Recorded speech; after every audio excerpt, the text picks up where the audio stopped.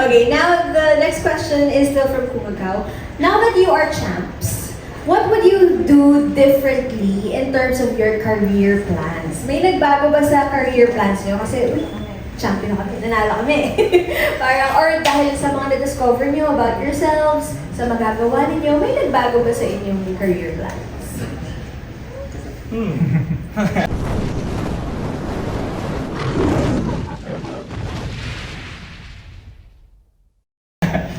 So far, parang wala naman, no? Parang sa amin, tanggap lang ng tanggap na kung ano mang dadating na blessings po.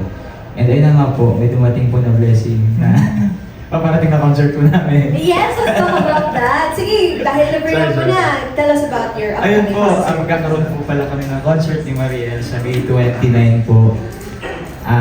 Sa mga hindi, nakasubaybay sa Your Face Sounds Familiar, baka doon nyo po mapapanood at masasaksihan ang mga kung ano mang pwedeng masaksihan. Oh my gosh, Ayun. okay. Tsaka hindi siya dalayo dahil sa journey namin sa Your Face po.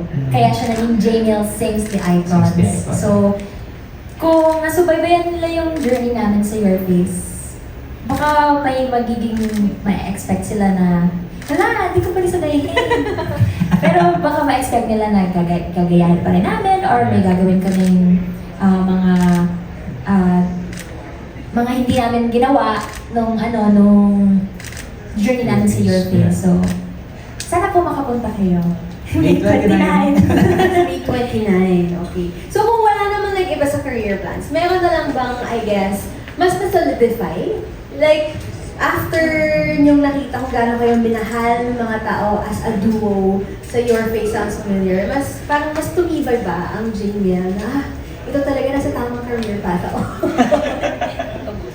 I must say yes po. Mas tumibay talaga yung connection namin ni Mariel sa lahat ng bagay. Hindi lang po professionally, but sa amin po, dalawa ni Mariel. And Wait lang! Ano Hindi yun? lang professionally, kundi ano pa? syempre, hindi. Ano ba?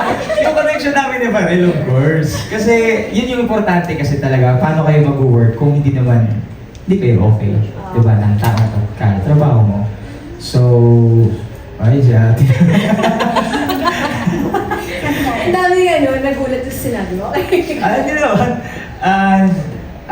Siguro po, mas nakita namin na dumadami din yung supporters namin. Sa mga Jamiels po, hello po sa inyo lahat. Salamat po sa inyo. Sa mga nag-tweets talaga live, nagko-comment sa yun, ang dami-dami po. Thank you so much. Sobrang na-appreciate po talaga namin. Sobrang lakas ng Jamiel! Ako, thank you Yeah, po. grabe ang support sa Jamiel. Thank you so Thank you. much. How about you, Mariel? Ako po mag-agree ako na mas naging matibay, stronger po. Tapos kasi mas feeling ko dahil din sa pinagdaan namin, yung mga na-share namin na joys, na-share din namin na burdens. Kasi sa journey namin ni Jem, hindi lang po kasi, although may parts po na dahil individual namin sinastudy yung mga icons na binibigay sa amin or na pupunta sa amin. Nagtutulungan po kami kasi sinasabi namin lagi sa interviews na kunwari pag naririnig niya na kulang pa yung pagiging example lang si Ariana. Kung kulang pa si Ariana, sinasabi niya na baka kailangan mo pang mas nipisan or ako din nag-ask din ako ng inputs from him na kailangan ko bang babaan pa or laliman pa yung boses ko. So, naging naman po siya. Tapos, naging open and honest naman po kami sa each other. Na feeling ko naging malaking tulong po sa amin as artists and as a duo. Kasi kung wala yun, siguro hindi rin mag-work na hindi naman talaga nagagaya, Mariel. Bakit di ba? So, feeling ko isa po yun. And then siguro yung isa pa ay